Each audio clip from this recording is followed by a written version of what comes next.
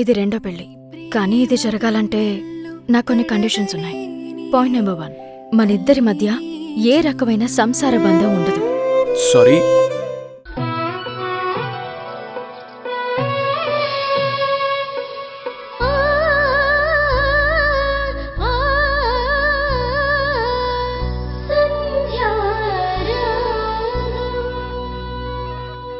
నేను అత్తారింటికి వచ్చానుగా, తప్పే ఉంది.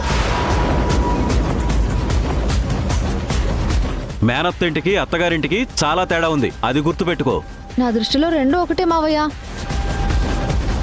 శుభమ్మ అని వ్రతానికి బావని తీసుకెళ్దామంటే మీరు డిస్కషన్ పెడతారేంటి? త్వరగా బావకు ఫోన్ చేసి నేను వచ్చానని చెప్పండి, ఆయనే వస్తాడు. అవును, వాడు తాళి కట్టిన భార్యవి, మరి నువ్వు చెప్పగానే పరిగెత్తుకుంటూ రావడానికి. అలాగే అనుకోండి.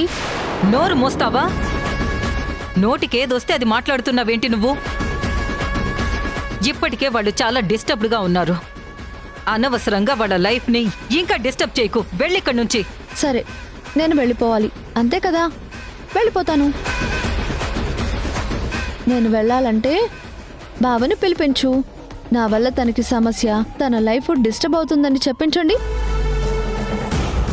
లేదా పదే పదే మీ ఇంటికి వచ్చి మిమ్మల్ని ఇబ్బంది పెడుతున్నాను కాబట్టి నా మీద పోలీస్ యాక్షన్ తీసుకోమని బావకు చెప్పండి. అత్తయ్య, నేను పెళ్లి చేసుకుంటుంటే అక్షింతలు వేయడానికి ఒప్పుకోలేదు, ఆశీర్వాదం ఇవ్వడానికి రాలేదు. ఈరోజు వ్రతానికి పిలవడానికి వచ్చాను. మీరు వచ్చినా రాకపోయినా బావని పంపించండి. ఇద్దరం కలిసి పీటల మీద కూర్చుని వ్రతం చేసుకుంటాం. దీంతో ఎలా కాదు వాణి, ముందు అర్జెంటుగా రాజేష్కి ఫోన్ చేయి. వాడే వచ్చి దీని సంగతి చెప్తాడు. ఫోన్ చేయి.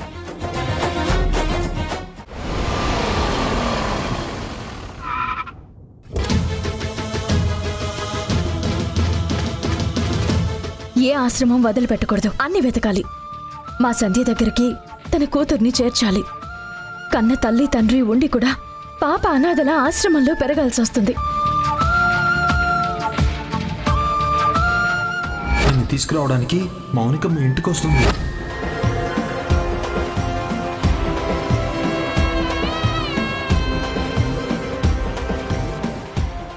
ఏమండి, వింధ్య, ఏంటి ఆలోచిస్తున్నారు?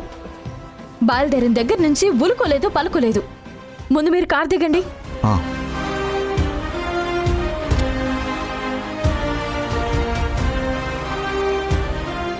ఏంటండి, ఏదో పోగొట్టుకున్నట్టు ఏం ఆలోచిస్తున్నారు?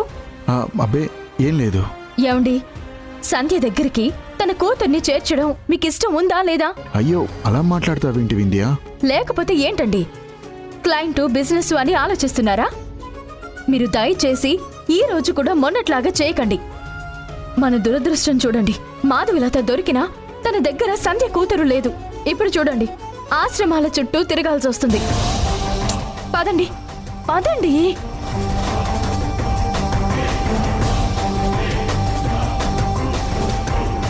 పిల్లలు, వెళ్ళి మీ గది శుభ్రం చేసుకోండి. అలాగే.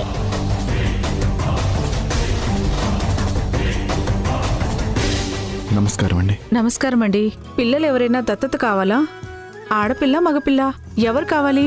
లేదు, మేము ఒక పాపని వెతుక్కుంటూ వచ్చాం. పాపని వెతుక్కుంటూ వచ్చారా?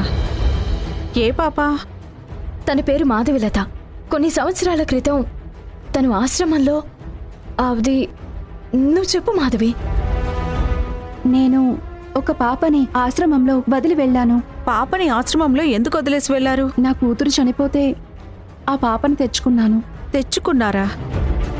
ఎక్కడ తెచ్చుకున్నారు? అబ్బా, నా స్నేహితురాలు సంధ్య, నేను, తను ముగ్గురం ఒకే హాస్పిటల్లో డెలివరీ అయ్యాం.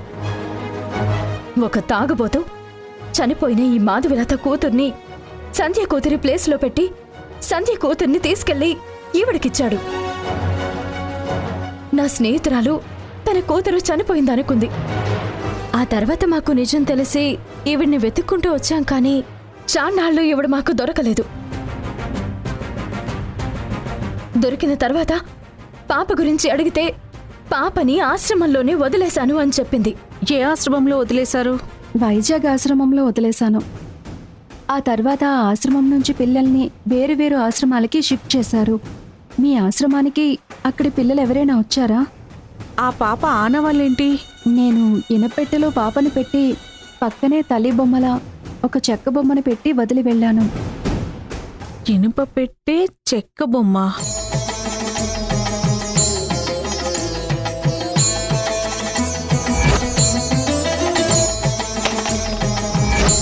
కొంపతీసి వీళ్ళు చెప్తుంది భూమి గురించా?